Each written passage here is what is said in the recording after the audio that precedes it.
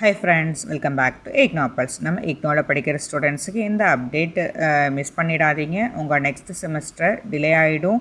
இன்றைக்கி தான் ரெஜிஸ்டரோட final last date. இன்னும் பண்ணலைன்னா இந்த வீடியோவை ஃபுல்லாக பாருங்கள். ஆல்ரெடி இக்னோ படிக்கிற ஸ்டூடெண்ட்ஸுக்கு இது ஒரு ரொம்ப முக்கியமான ஒரு அப்டேட்டுன்னே நம்ம சொல்லலாம்.